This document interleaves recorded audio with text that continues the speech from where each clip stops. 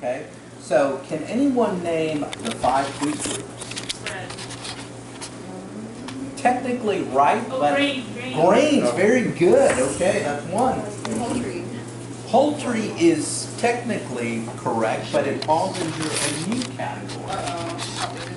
Yeah, but it still works. So I'm going to give you credit, and it now falls under protein.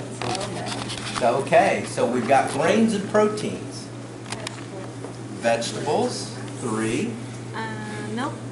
Dairy. Dairy, 4. And the last one, fruit. Very good. So you all did super well. So, since there's so many of you, goodness, we're just going to give you choices. So that's what makes it a lot of fun. So, Dr. Etheridge, I'll give you a moment just to share a few things, and then now you get to pick from the prize bag. Okay, all right. Well, I don't know if I had to put myself on camera or not here. You know, I guess my arms aren't long enough to do a selfie on one of these things.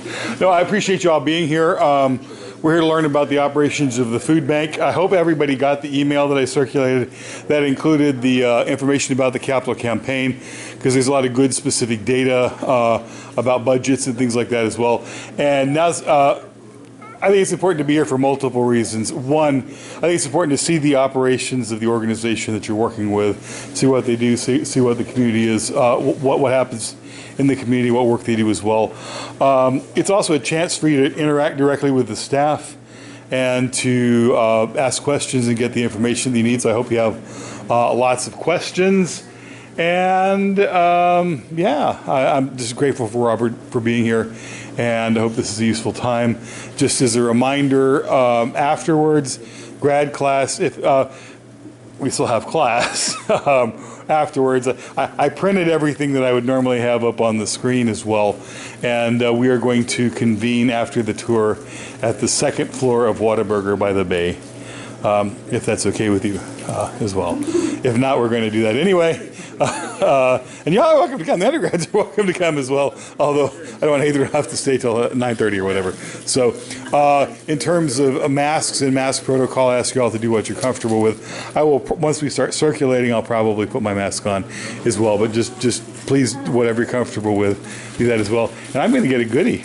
Yeah, so I can look down in the bag. I know, exactly. You've got a jar gripper, a bracelet. Oh, wow. Or just the reminder of, you know, the colorful plate and the 5 food Well, groups, so. in my age, I need the jar gripper. Right, That's embarrassing. Yeah, So, no, but it's true. So, alrighty. This is, I'm sure, a great film, but alrighty. So, take it away, sir. All right, well, great. So thank you again for being here. I just want to give you the opportunity, it's going to be very interactive, where I want to give you the opportunity to ask as many questions that you like. No question is out of bounds, but I'll just kind of just give you some highlights of the Coastal Bend Food Bank, what we're up to, where we've been, where we are, and where we want to go as well too. So just to give you just a little bit of background, it's good to be with the Islander Nation. Many, many moons ago, actually, I went to A&M Corpus, and I got my MBA there. So that was, let me see, Noah was in the Ark, Stubborn Fire, and that was actually 1997. So a few things have changed. I know some of you are thinking, I wasn't even born in 1997, and then that's okay. But that's one of the great things. Lots of great history and tradition with the Island University. It's a rich group of alumni that have many stories. It dates back to a time when the university was actually the University of Corpus Christi on Ward Island, and so tarpons and all that goes along with it, and of course your football team is still undefeated, so that's a good thing. So anyway, all that to say, it's good to see each of you, and we're so excited that you're here with us today. And because of your spirit of wanting to give back and help, that's just part of being an Islander, of just being part of a greater community. So I'm excited for each of you, because I know each of you are in a different part of or chapter in life with things that you are pursuing, whether it's undergraduate degrees, graduate degrees, things that you're thinking. And one of the things, if we could share with you, is this. always be flexible because one never knows what's going to happen. You may think you may do one thing and then all of a sudden something happens and your trajectory kind of turns just a little bit. But then some of you will be so laser focused that you already know the course that you are going to take, so just stay on that. So I wish I could be more like that. But for me, I kind of take lots of twists and turns and kind of stop from time to time, ask for directions. Sometimes I smell the roses, or try out that place that says world's greatest cup of coffee, and then you find out it really wasn't that great. But it's all about opinion. But meanwhile, as we come back to Krill Street, I'll share with you a little bit about the Coastal Bend Food Bank. So the Coastal Bend Food Bank has been caring for the needs of the community since 1982. So we have been in this building since 1982, and this was already a pre-existing building prior to us getting here. Now in this actual building right here, this was constructed about 15 years ago. So this is the admin building right here. But then also too, in this kitchen area, I was sharing with some of the students that got here a little early that this is a multi-purpose building for us right here. So in this kitchen, it has lots of different roles that it does. It literally is a demo kitchen for our nutrition team. Also, it's a classroom space for our diabetes program that we have. It also is our pantry. We have a small diabetes pantry that we operate, just an office right down this way. This is also the area for our social services team, and then also our admin team as well too. This is also too the employee break room and food court area right here. So, yeah. And if I might interrupt, the first graduate class that wrote a grant for the food bank outfitted this. Mm-hmm. This building, when we leave outside, you'll see Meadows Grant and Kennedy Grant. Both of those were TAMUCC student written as well. So I'll be annoyingly pointing out those little things as we go around. Yeah. Just remember that there is it's been a great partnership for our students and for the food bank, I hope. Sure.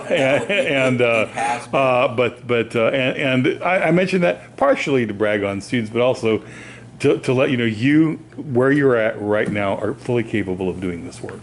Sure. It is well within your capacity. So. For sure. So between this building and our warehouse building that we'll see in just a bit, when we combine both of those buildings in terms of square footage, we're looking at about 24,000 square feet. Now when we look at just the warehouse itself, it is 16,000 square feet. Now where all of this is going to go is where we're going to go next. And it's the amount of food that we are able to distribute. So one of the things is, yes, we are here in Corpus, we're based in Corpus, Nueces County, but we serve not only Nueces County, but our 10 surrounding counties as well too, which accounts for almost 600,000 people in terms of population. Now one of the things we know, the task that we have, is to help those that are food insecure. Now, one thing that's fascinating with the dynamics of the area that we live in, like I said, our population for the Coastal Bend area, these 11 counties, is close to 600,000. But this is the I guess stat that to me, it really kind of gets to me just a bit, just kind of from the heart, is that about 100,000 people live at the poverty line or below. So in a way, when you think about 100,000 or 104,000 out of a total population of close to 600,000, 1 in 6 Coastal Bend residents live at the poverty level or below. So that right there is a very, at times can be a very daunting task. But with that being said, we're trying to make an impact. This past year, we were able to distribute well over 13 million pounds of food. Just to kind of put that into perspective, that's a little over 11 million meals.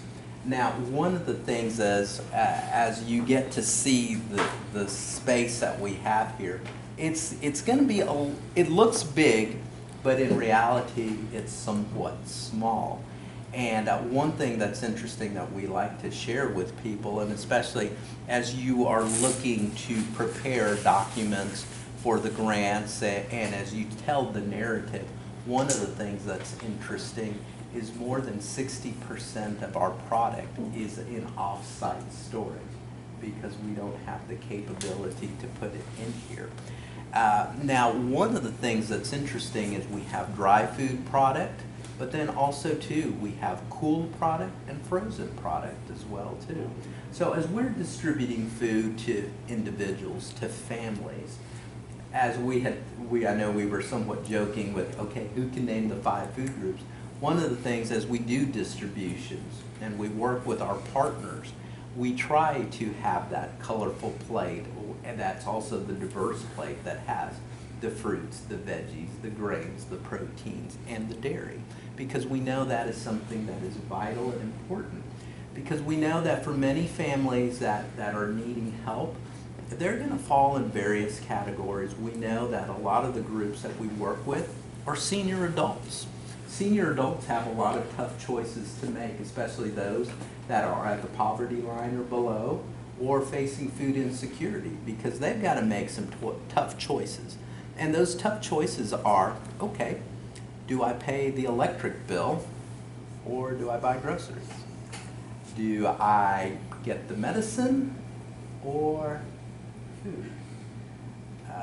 So those are some tough things that are very heartbreaking to us because we hear some of these stories.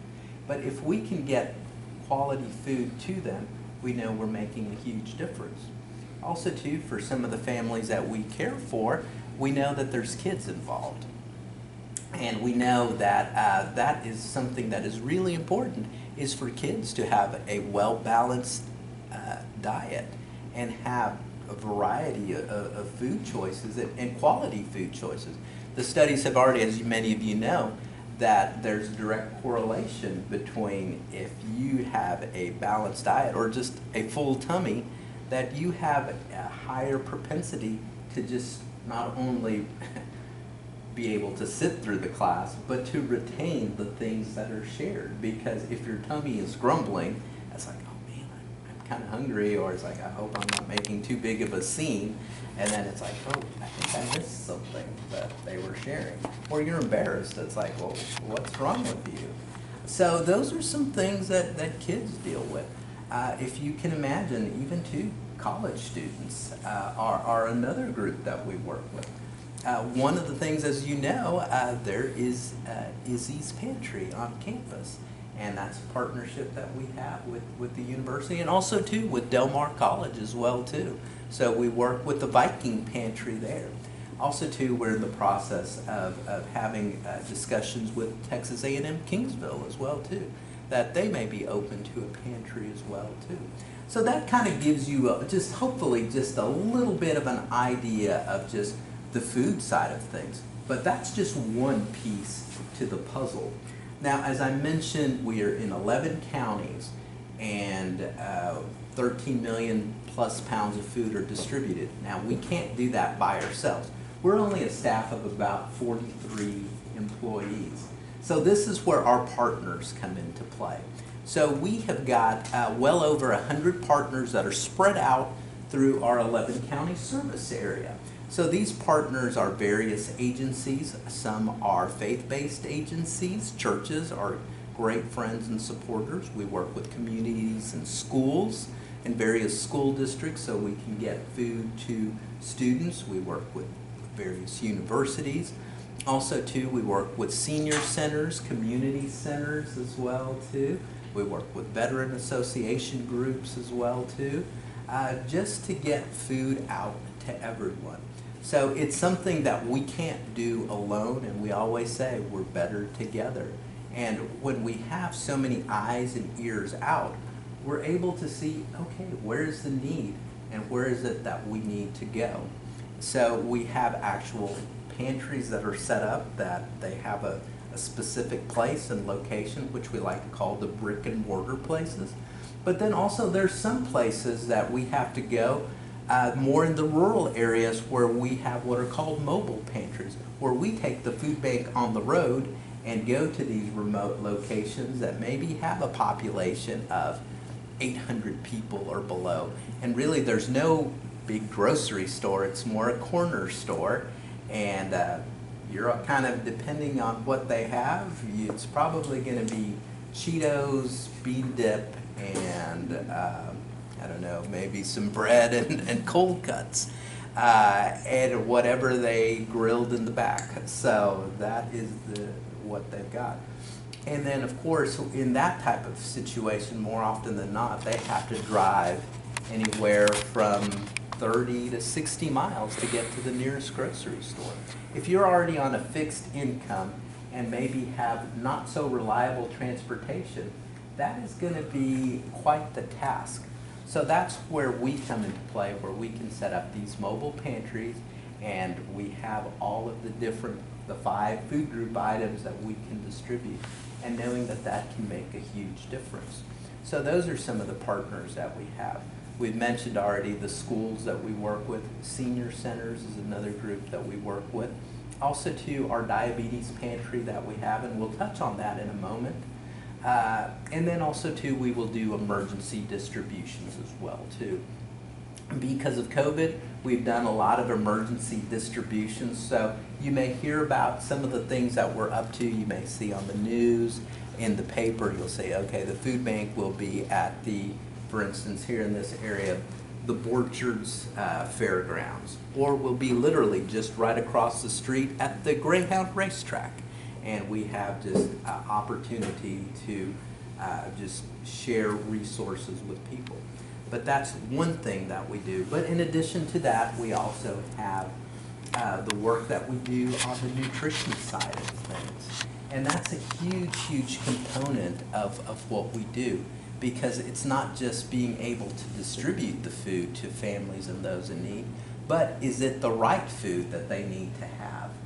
Because you may be eating something, but is it the right caloric intake that you need? Is it the best of foods that you can get? So here's a question. I have a food item, it's orange and it's crunchy. What do you think it could be? Carrots. Carrot is one thing, but it could also be one other thing. Cheetos. Yeah, Cheeto Dorito. If given a choice, where do most people gravitate toward? Junk food. I go for Cheetos. Yeah, I would go for that. And that's where the nutrition team comes into play. You have the choice of something orange and crunchy. What are you gonna go toward? And it starts really honestly with the young kids and the students. And so one of the things our nutrition team is already out and about is they go to Head Start programs and just share the importance of the colorful plate or the 5 food groups. And then also to share that at the elementary, middle school, high school. One of the things where we've partnered with A&M Kingsville is with their nutrition science program. So the nutritionist dietitians, because that's one of the things that we know will impact, make a huge difference in the lives of not only students, but as those students grow and have their own families of, okay, what is it that we need to be consuming? Another issue we know that we face in South Texas is the issue of diabetes. It's a huge issue. And then also too, obesity is also another issue that has really just ravaged our area as well too. One thing that's kind of a fun fact about our food bank here, we are part of a group of many food banks. You may be familiar with a group that's called Feeding America. You may have seen some of their commercials, some of the things that have happened during COVID. People know about Feeding America. Well, Feeding America, we are part of Feeding America. So Feeding America is 200 food banks that are in all 50 states and in Puerto Rico. In Texas alone, we have 18 food banks, and our food banks are spread out throughout the state, and we all serve the different regions or counties. So for us, we're responsible for 11 of the counties here in Texas. So in Houston, there's a food bank that, goodness, they just within Houston proper of trying to provide for millions and millions of people. Or if you're from the Metroplex, there's one in the Dallas area, North Texas, but then also you've got the Fort Worth area region as well too. If you are in the San Angelo area, you fall in under the Lubbock Food Bank area, and they've got a satellite in San Angelo for the Concho Valley Food Bank, and so on and so on. And if you're from another state, there are food banks there as well too, whether it's the Ohio Valley or just different parts of, depending on where you are. So it's a great resource that we're a part of this.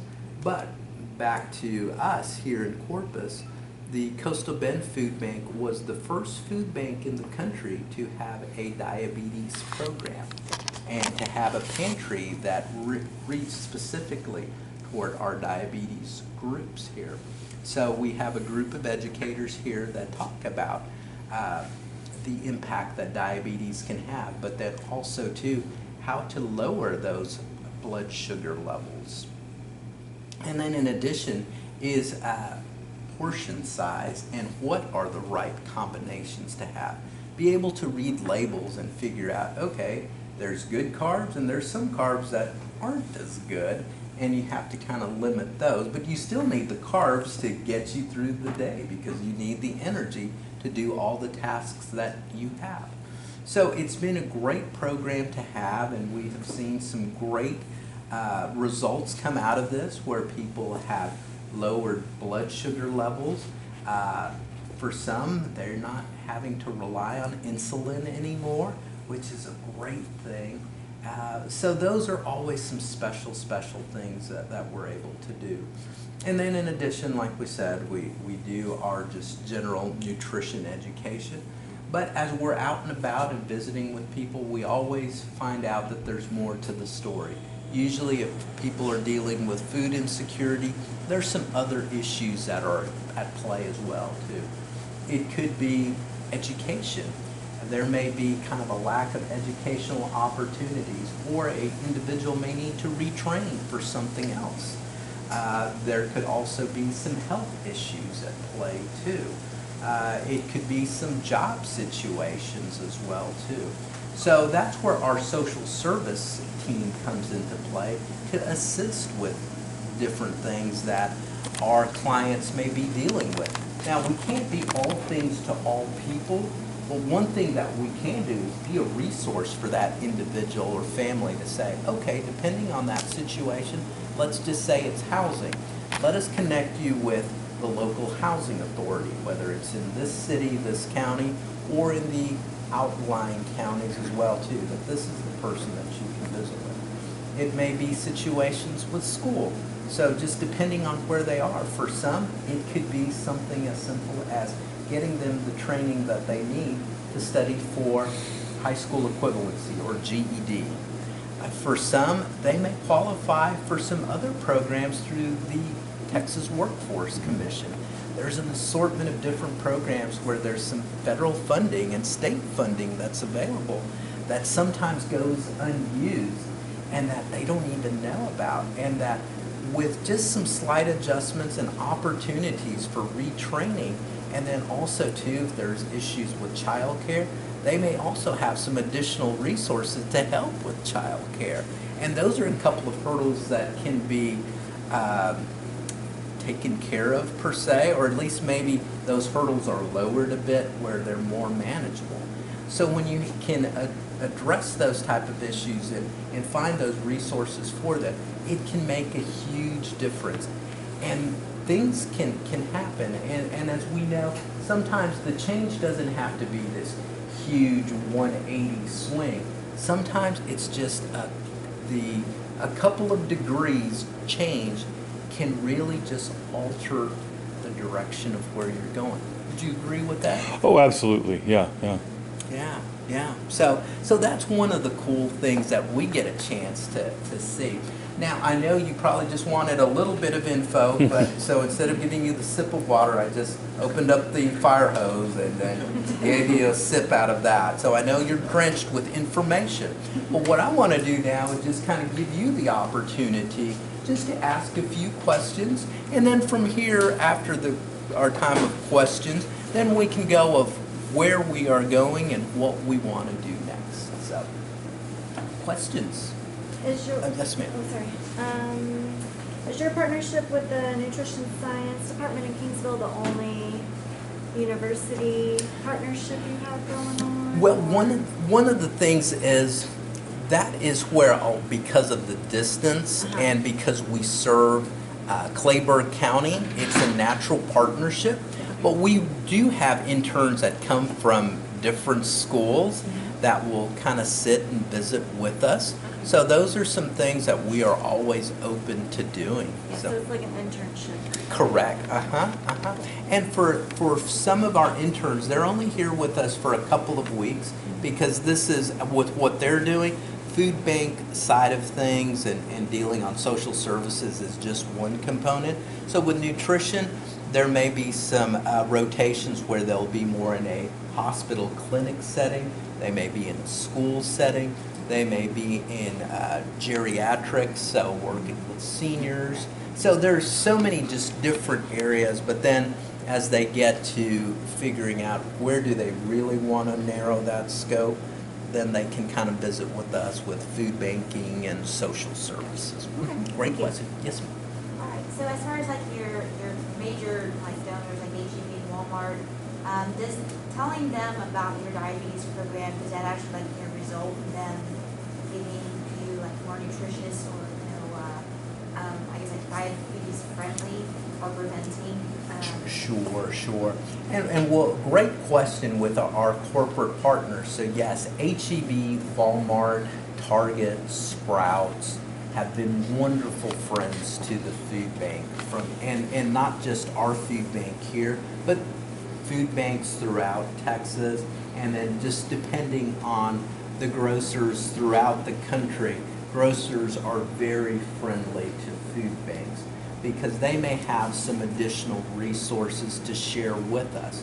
So the way that they support us is through some of their product that they call donor salvage. So there may be some things that are getting very close to expiration that will come to us, and then we in turn can get them out to the people and those quick sale items. But one of the things is we always kind of give us the opportunity just to share a little bit, because usually it's those dates are more best by dates. It's still good, so you just need to utilize them. Or for certain items, you know, they can be frozen, like bread items can be frozen and then reheated later. Something that some people didn't know, I didn't know this prior, but if you have a milk, you can actually freeze the milk and then use it later. Now it kind of, for the chemist, it's kind of a little different after it kind of thaws out, but it works. But that's one of the things we're grateful, especially when we can get the fresh fruit and vegetables, and that's really where we want to go. We get a lot of canned items, which are great, have a long shelf life, but because of all of the additives and preservatives, sometimes, and I don't want to say there's no nutrition in it, but maybe some of the nutritional value can be, compromise is not the right word. There's not, the nutritional value isn't as high as a fresh fruit and vegetable. And that's really where we want to go, and especially as you are working with those with health ailments and situations, that if you can get the fresh, it can do so many more greater things for the body, especially as it's healing itself. So those, the Walmarts, the HEBs do provide plenty of resource for us. But then also too, they also have provided financial donations as well too, to let us do what we're doing. So one of the things with our current capital campaign, it's a $30 million project, HEB has already committed $1 million to the project. And in addition to that, when we open up the food bank, the new location, they also made a commitment to provide an 18-wheeler a load of food product to help us fill that new food bank. So especially as we go from our current facility warehouse space is 16,000 square feet, and then when we go to our new building, that'll be a little over 100,000 square feet. So, so we're excited about those great possibilities. And the new building will have more coolers or more room Yes, for- more cooler space, more freezer space, classroom space, a kitchen that is going to be designated that it's a demo kitchen rather than what we have right here. That's a classroom, employee break room, kitchen, boardroom. So yeah, so lots of things. There will also be a garden area as well, raised beds where volunteers can come and grow some different things, tomatoes, herbs, different type things, just kind of seasonal type things that we can utilize. But definitely we'll have more space for volunteerism as well too, which is a huge component of what we do. So, and we'll kind of go a little more into depth of other parts and pieces to our new building. So, yes, sir. I was gonna ask like what your capacity for volunteers is and what kind of roles they're doing. Sure. On an average year, we'll have, and of course this was pre-COVID numbers, we had about, anywhere from 8,000 to 10,000 volunteers, but we had a small space. But of course our volunteers can do different things because we can have volunteers that are here on site, that are helping kind of sort through product, build boxes, but then also too when we do our distributions throughout the area, we have volunteers that will help at these distributions where they are putting the product in the hands of the family. So as we have our new space, we'll have more capacity to have bigger groups. And especially one of the biggest challenges that we had during this COVID situation is spacing, because as we know with the social distancing, that was a little bit of a challenge of, okay, how close do you get to someone, even though they may be classmates, they may be colleagues from work, it may be a family that comes in and, okay, you know where everybody's been, but if you have a mixed group of maybe volunteers from A&M Corpus, and then we have a group of volunteers from the refinery, and we may have some volunteers from a church group. Those are 3 different groups, and they're around different people. So that kind of limited our space that we have. But now with this new facility that we have, we will have lots of space that we can do things not only in the warehouse, but we'll have a space outside as well too that we can utilize that can be an open air spot where you can maybe feel a little more comfortable that it's more of an open air rather than an enclosed space. So we're really excited about that. So, and grateful for the university again, because we've had many volunteer groups from the university, whether they've been part of fraternity or sororities, athletic department, classes such as yours that have come out this way. We've had some professors come out this way too. So lots of things that the university has really embraced us, and we're grateful for the partnership we share with you. So great question. Okay. Yes, ma'am. You kind of mentioned having partnerships with church and academia and a little bit with Izzy Pantry. Do you have any primary connections with kind of Rotary clubs in the area, maybe doing primary care? Yes. As a matter of fact, we have a Rotary Club coming tomorrow. Westside Rotary Club of Corpus Christi will be here to build some emergency boxes. Also, too, we've had different groups that have come out within the healthcare profession as well. We've had the Real Estate Association group out here, various banks. We've had the Coast Guard come out here. One of the things when we were right in the middle of the throes of the pandemic, we had a group of the National Guard that was actually stationed here with us when we had no volunteers, and they were awesome to have. And we were grateful for the close to 8 months that they were with us. And we got a chance to get to know them. They got to know us, so they became part of family. And then many of them from here, they went down to the border to handle the situations that are going on in the Rio Grande Valley area. So yeah. So thank you for that great question. But we're definitely grateful for all of our volunteers that come out this way to help. So excellent question. Yes, sir. What kind of fundraising stuff do you guys have, or how are you going about soliciting people? Sure. Just to kind of give you an idea of where we are at right now. Like I said, the project is approximately 30 million. We're probably close to $25 million that we have been able to secure. And our fundraising has kind of been very fascinating because one of the things that is very challenging for the greater Corpus Christi area is business here. We don't really have major businesses per se. I mean, we do, but we don't. A lot of the major industry that we have, they have plants or regional offices here, but the headquarters will either be San Antonio, Austin, Houston, Dallas, or somewhere out of state. So as a result, when we're making our request, let's just say, and I'll give you an example of a great partner that we have that is also committed to funding the food bank project is Valero. Valero has committed $1.5 million to our food bank, new food bank. But when we made the request to them, they in turn, they said, we're excited about this, but from here, we have to make our presentation to the corporate office in San Antonio.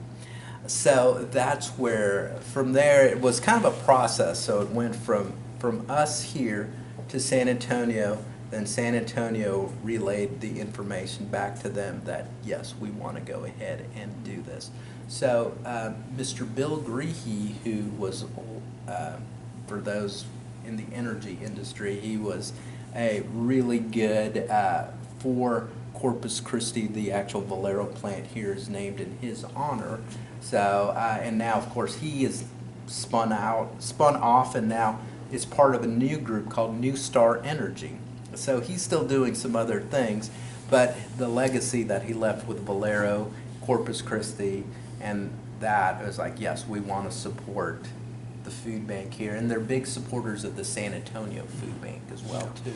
So so that's really helped. But with some of the other requests that we have made, for instance, Cheniere, we made our request to them, but now they in turn have just submitted all of the paperwork to their corporate office. And we've got a few others as well too that are in the same situation. Sidco is another example. We've had some preliminary discussions with Exxon, and now that their plant is up and fully running, and it should be at peak capacity by the end of the spring, they said to go ahead and visit with them about some possibilities and making the request to them for later this spring. So we've got the corporate side of things, we've got the local businesses like the HEBs that have supported us, but then we've got our individual donors as well too. That is still a huge piece to that. You don't have to make $1 million gift to make a difference. For us at the food bank, along with this, we are also still just fundraising just for our annual fund as well too, which is probably about $2.5 million that we have that takes to run our operation as well too. So we're always careful because everyone has something that they want to support, whether it's general operation, the capital campaign, or they may have a project in particular that they want to support. It could be the mobile pantry, it could be the diabetes program, it could be nutrition education. So we're always fundraising for a little bit of something. And then also too, we're also working with another part. This is something that's very interesting, something that we've never done, but it's something called the New Market Tax Credit. So we are in the process of, we're working with a consultant, and we already have a couple of investors that are wanting to participate in this program. And what this does is provides tax credits for local businesses to use to revitalize the area where our food bank will be located. To give you an idea of where our new food bank location is, we're going to be in the West Oso area. So we're going to be right on the corner of Bear Lane and Flato. So literally our neighbor will be the West Oso School District. So we're excited about that. They're already great partners. We have pantries that are located within the West Oso School District. And with these investments, this will give opportunity for businesses to come into that area and help revitalize that area. So, yes, ma'am. Did you choose the West Oso area in any particular reason? I know there's like a low income, like a lot of Hispanic families live there, but also just in general low income families live there. Is that a reason why maybe this is chosen? To be honest with you, that's where we could secure land. Oh. There was a plot of land that was 15 acres. And actually a little over 14 acres, but you can round up to 15. So our thought is where we currently are here, we're a little over an acre where our current location is. So we're landlocked, we can't go anywhere. We can't go up, we can't go out.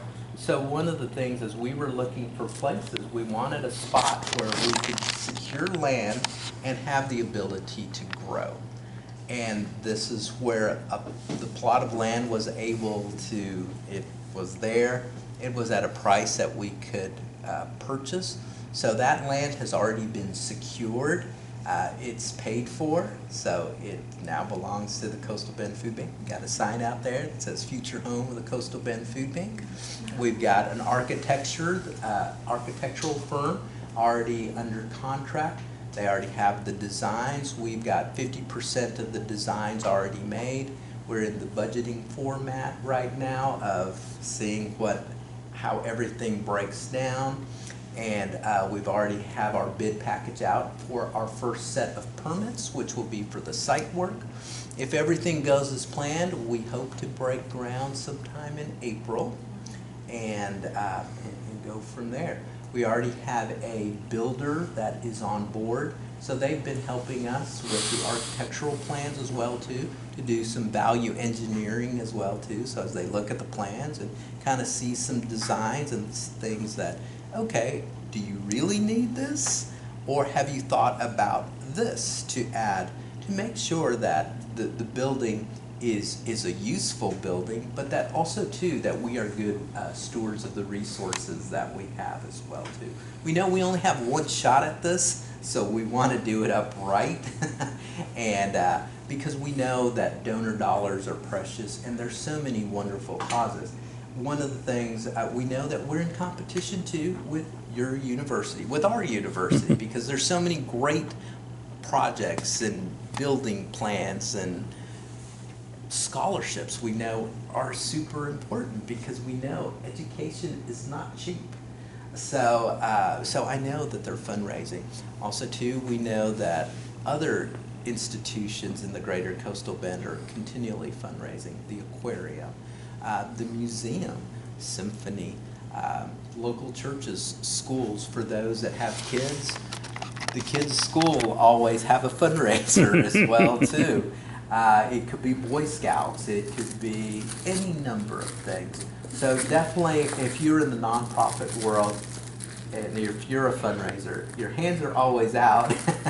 But then also too, it's not only asking for those donor dollars, but then also too, whatever resources we have that we share with our neighbors and with the community as well. So, If you're going to be a grant writer, you got to be comfortable asking for money. You just do.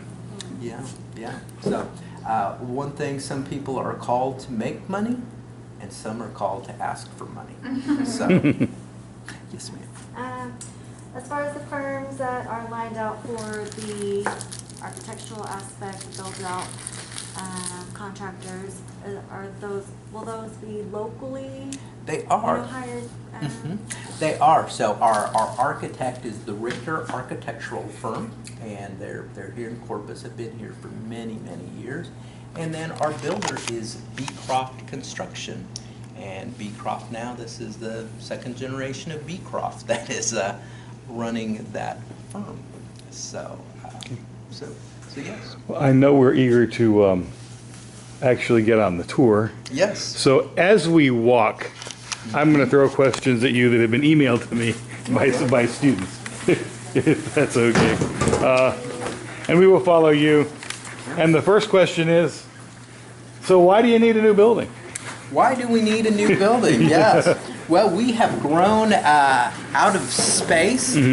One of the things is, as we kind of walk through here, we kind of, for office space, we are scrambling for office space.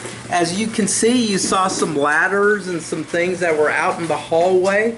We are in the process of converting one area and making it into 2 office spaces. So we try to cram as many people as we can wherever we go.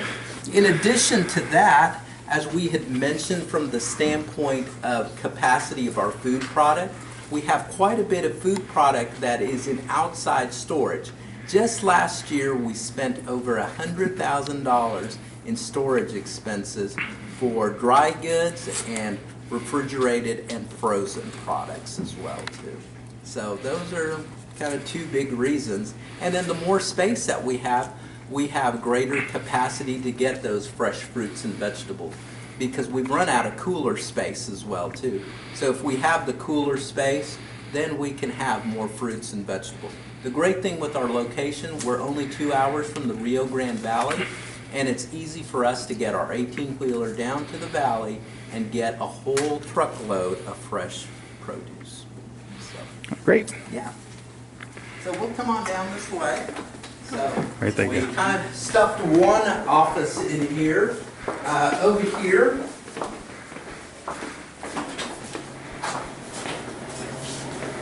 this is where we do our diabetes pantry, but then also too, we're trying to make 2 offices in here. One of the things that has changed because of COVID is the way we do pantry distributions. Before, the clients were, it was almost like going to the store, whether it's Walmart or Target or H-E-B or Piggly Wiggly or Albertsons, whatever you're familiar with. So they would come in, they'd have a little cart, and they would go and pick. But because of COVID, things have changed now where what we'll do is we'll have the cart all ready.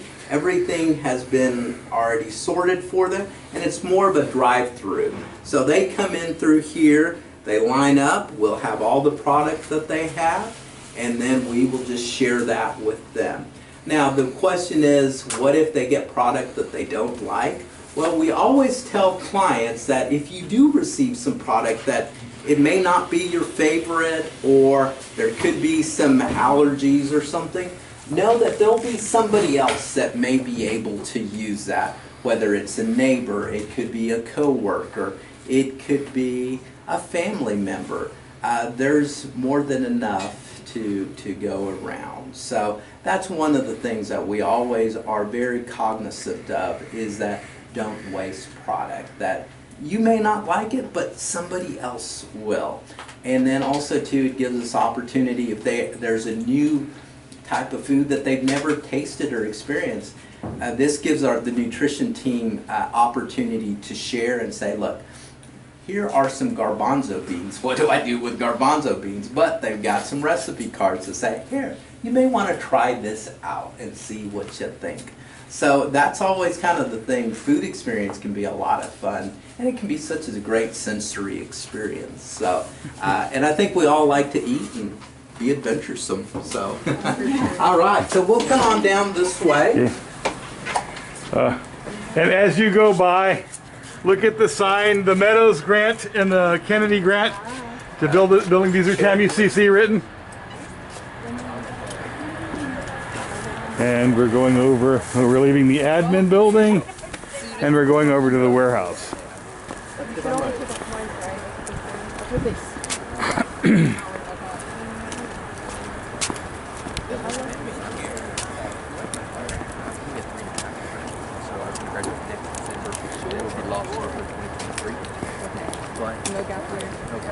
Then I had a meeting with my advisor. This is the Padre Island Drive, so it will be we will be literally just a minute to One Padre Island Drive. Maybe easier access, even though we do have great access right here. Of course, we always like to say, here's the energy corridor right here, but you can get on 37, that's just right there. So that also played a role into why we picked our location. Was easy access. Talking about why the new location will be more centrally located for more of the people who live in the city.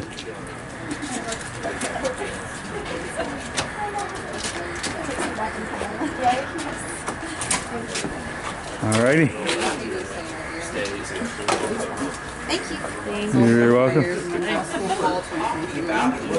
Welcome. Yeah, that's. Well, you could participate.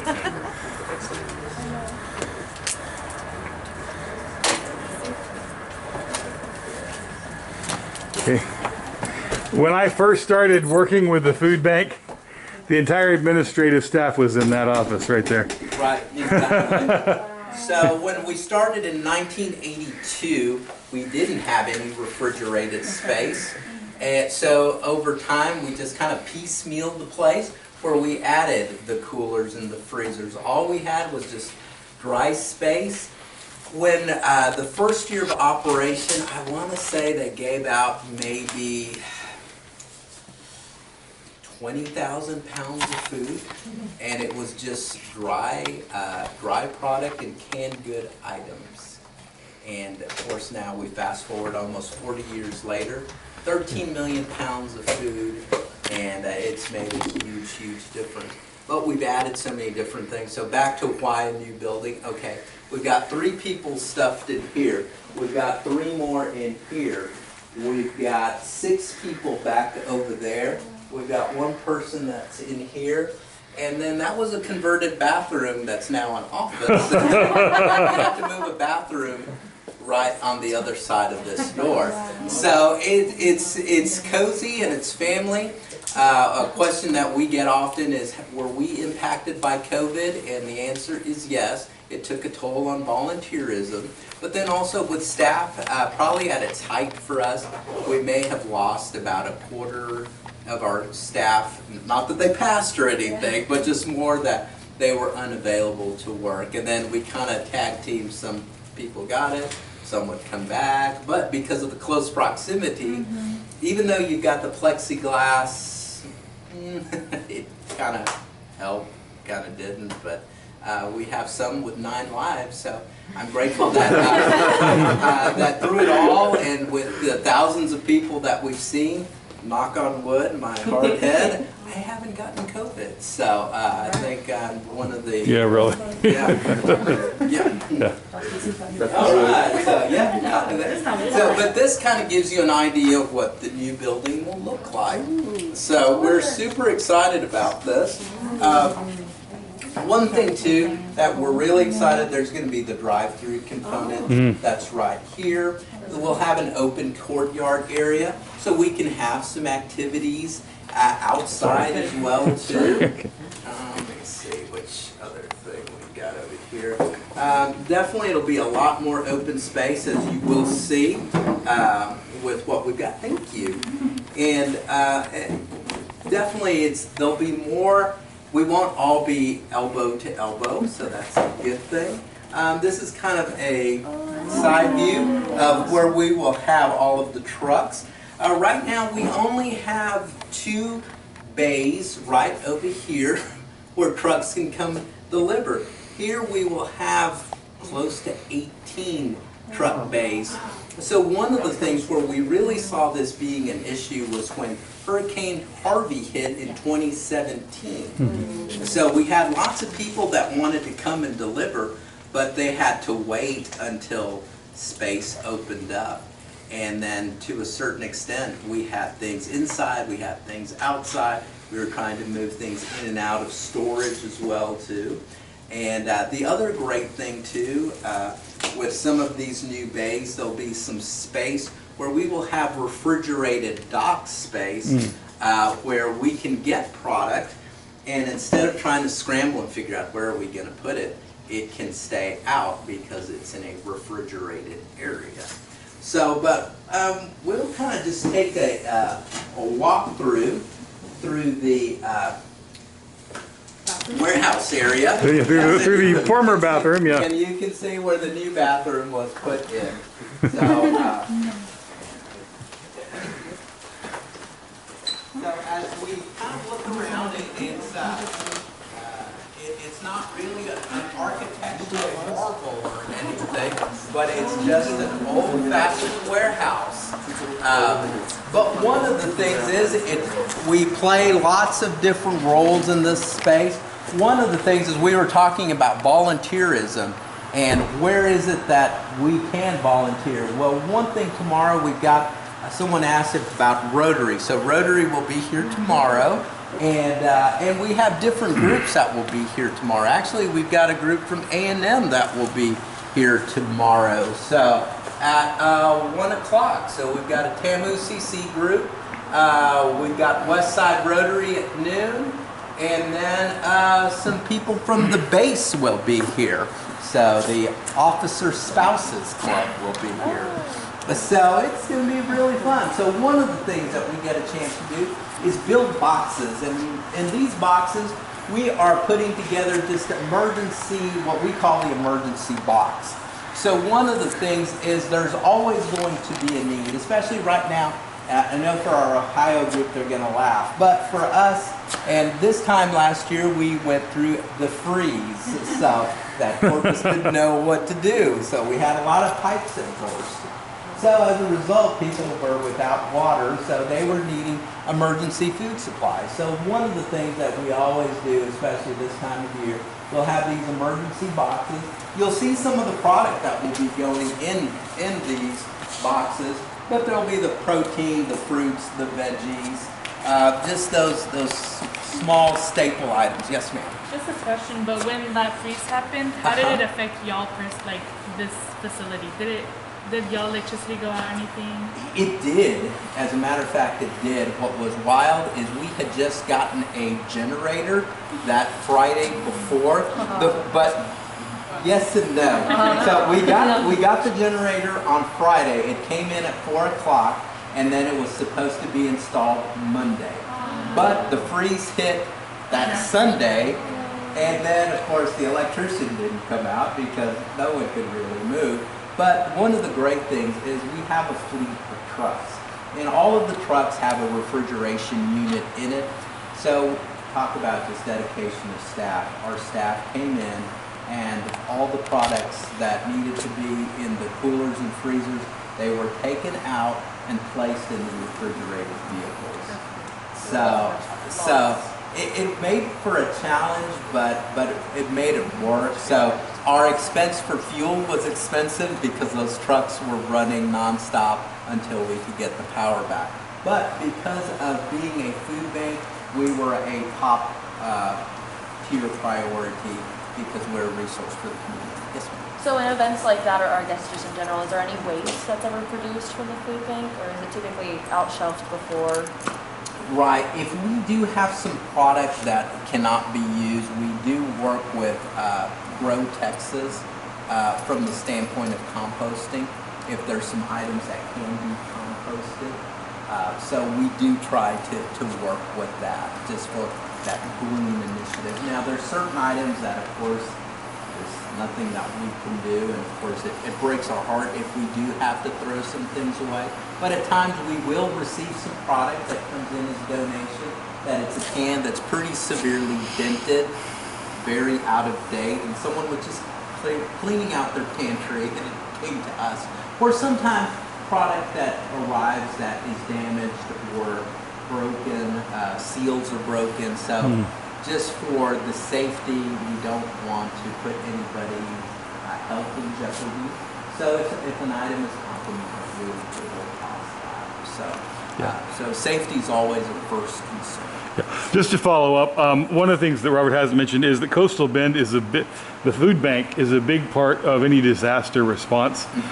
It kind of started with Harvey. I mean, it was there before, but they were just there and they were really, they were running when nobody else was, so they had become really one of the lead agencies, very important, not just through South Texas, for this area, but for the entire South Texas region, for emergency planning and emergency management. So that's one of the other roles that this facility will have as well. So Right, so exactly. So as you look at writing a proposal, that's one of the other functions that we will have, is we will work with emergency management systems to be a first responder. So with this new building that we are going into, one question that we get into is just the sheer cost. Why so much? Well, the building will be made out of steel and concrete. So it's a steel frame and it is a concrete wall. So if it's a direct hit, we should still be standing. We will have the emergency generators for backup power as well too. So the storm hits and then we should be ready to be going that night or the next day. Yes, ma'am. I'm sorry, kind of another piggybacking Yeah, question with that. What counties do you typically work with in our emergency response? Right, with that, we work with our 11 counties here, so of course it's Nueces, and then we work our way down south to Clayburgh, Brooks, Kennedy County. We work our way west to Duval County, Jim Wells County, work our way up to McMullen, Bede, Live Oak, work our way through San Patricio and Aransas County. So 11 counties that we serve. Now, if some of our sister food banks are in need, so let's just say, a great example is, once again, Harvey. When Harvey came through, Victoria area was severely impacted as well too. So we were able to have some of the extra supplies that we had, we sent them up to Victoria. Our friends in Houston, the Houston Food Bank, about a year or two ago, they had some issues with a freezer. In their freezer, there was a Freon leak. So it contaminated all of their frozen product. So they had, and their frozen area is probably about the size of this entire building right here. And even at that, that may not even cover all of it. So what excess we had, we shared with them. So we all worked together.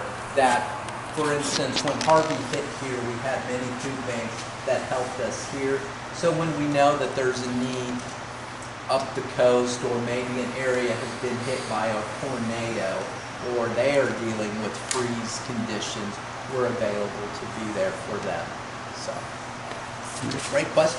But we'll work our way down this way. So as you can see, this is kind of our prep area right over here to get these boxes going. I need to keep the On camera this on. side over here, this is our produce recovery area over here. So as we get donations of produce items, we can sort through those and see, okay, which is good, which is not good.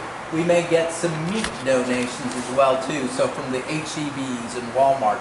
So we can kind of sort through everything, kind of group it by, okay, is it beef, is it pork, is it poultry, is it seafood, and have that. It could be some other frozen items. It could be frozen pizza. It could be make-ready meals, soups, any number of things. So we'll sort through that.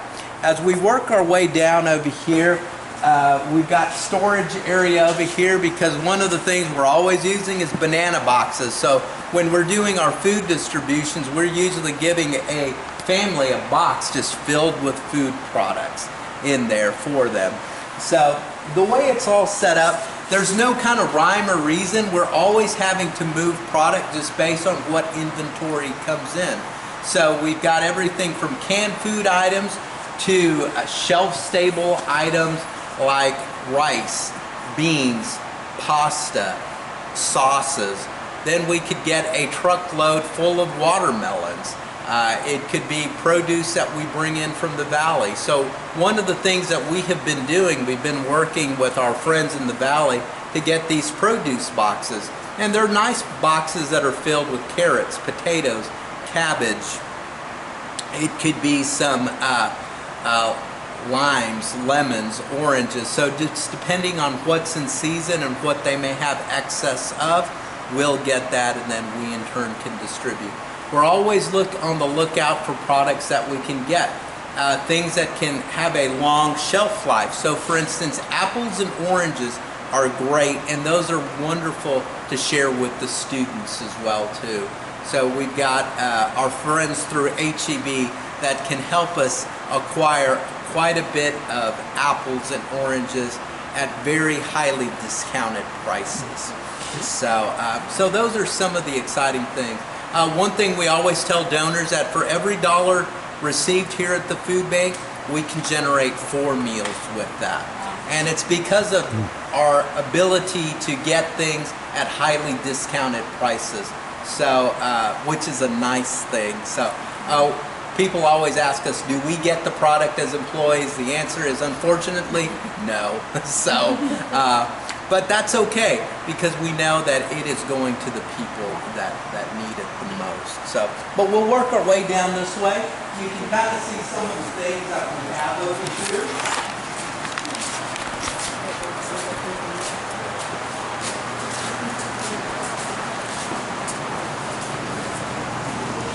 So here's just a good example of things that we can always use. So the tomato sauce, the rice, lots of canned items through here. So when I first saw this place, I was like, oh my goodness, this is a lot of food. But really, we go through this quite a bit. As it comes in, it goes right out as it has to go to 11 different counties. And like we said, we were able to distribute over 13 million pounds of food. So we'll kind of come on down this way. So one of the things with the new building, we're excited that we're going to have more.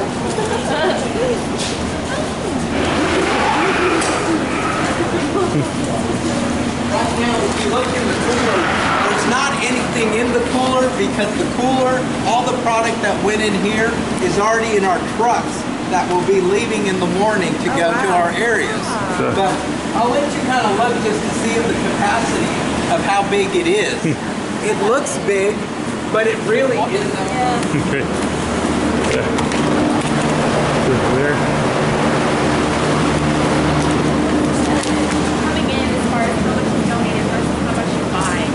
Right, it will all just vary just from the standpoint of supply chain. Okay. So, and what's available. If we get a lot of donations of product, then we don't have to purchase. So it's always that resource. Okay. Make sure everybody's out. Everybody out? Yeah, I think so. Adriel? Oh, there you are. Okay. Yeah. So that's just kind of one of the things. And of course, donations of what they come in here, we're never quite sure what we may receive. So today, actually, we received some pet food. So that's one of the things as well, too. So we care for people, but we also care for pets as well, too. Yes. So, random kind of question, again, kind of relating to the Rotary. Do y'all ever do like partnerships with like backpack coalitions and stuff like that? Like doing other hygiene products? We do, as a matter of fact. Okay. So the Junior League is really good. So the question is, do they backpack? Do they do things like hygiene products and other things like that? And yes, when they get them, they do. They distribute those. Right. For the most part, most of our donations that we receive are going to be food products, but on occasion we will get some hygiene products as well too that will come our way. So during COVID, we received a lot of masks, we received gloves, hand sanitizer, wipes. So those went very quickly. And we shared that with our local agency partners, which are over 100, and then they in turn were able to distribute things. Okay. So, but just right through there, you'll see the pallets of dog and cat food. Okay. As we walk, I will mention that TAM-UCC students wrote the grants. They got 2 of the refrigerated trucks and the first mobile pantry. So, yeah, we're just walking down the aisle seeing the food, which he says looks like a lot, but when you're feeding 100,000 people, it doesn't go that far. So you'll see some things that are already marked of where they will be going to tomorrow. So that one's going to a mobile pantry at a apartment complex. So our spots are always varied of where we will be, and we're always looking for more partners as well too, especially as we identify some need areas.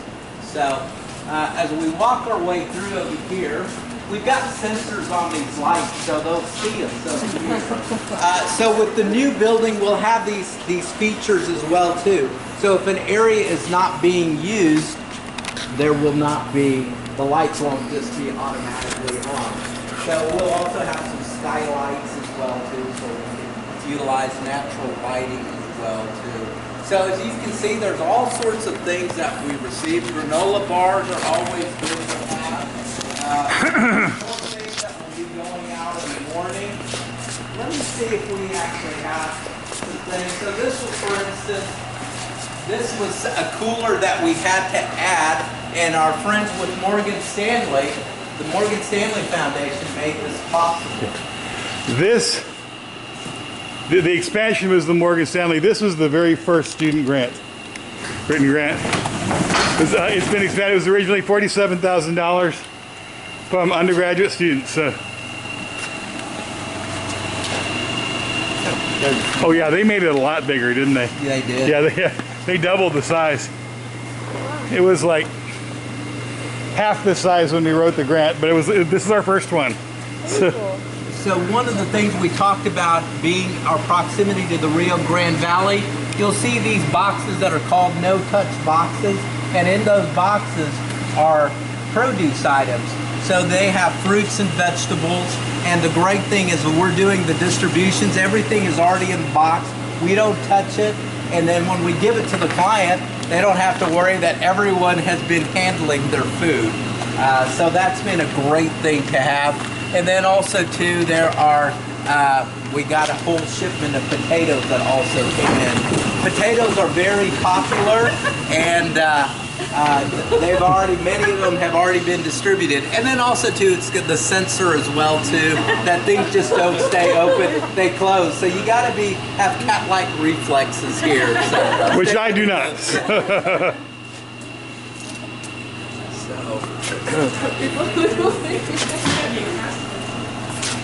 All right. And then we'll just kind of work our way down over here. Peanut butter as well too. Like I said, we're always moving things around just based on space. We're going to make one big circle. So we started over there, we're kind of coming down this way. You'll see other products that we have as well too. One other group that we also work with, we also work with the Homeless Coalition as well too. So one of the things is, the things that we have for homeless is going to be different from the type of product that we would give an individual. So I couldn't give a bag of leg quarters to a homeless person because, one, we know they're homeless, so do they have access to a kitchen? So the answer is no. So we have to have other products available to them. So things that are Pop-Pop, granola bars, peanut butter, things that they can use that they don't have to worry about refrigerating.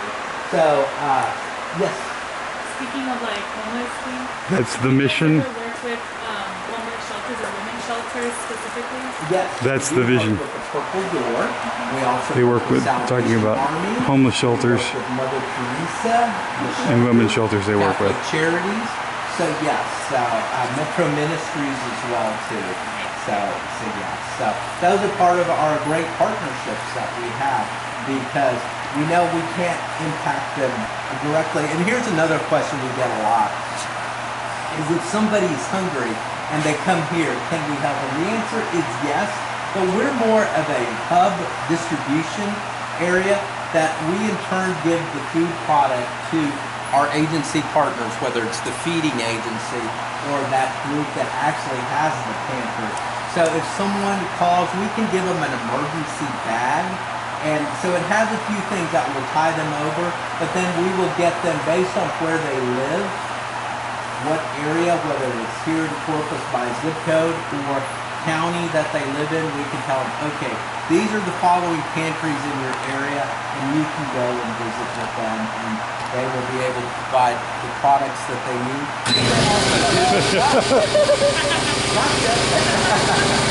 And then they can provide the other resources that they may need. So. I was almost a goner.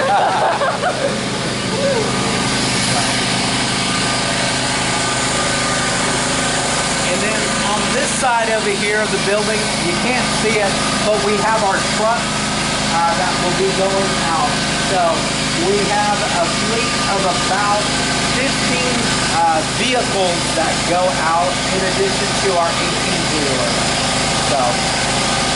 All right.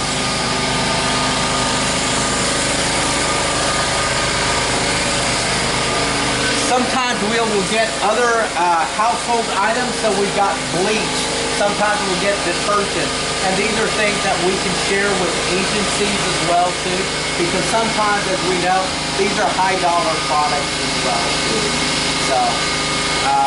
So each day is a new day, a new adventure of what we may get. So yes, the salt for the water softener. That's a pricey one. Wild Red. Yes. This is the high nutrition area here. Yes, exactly.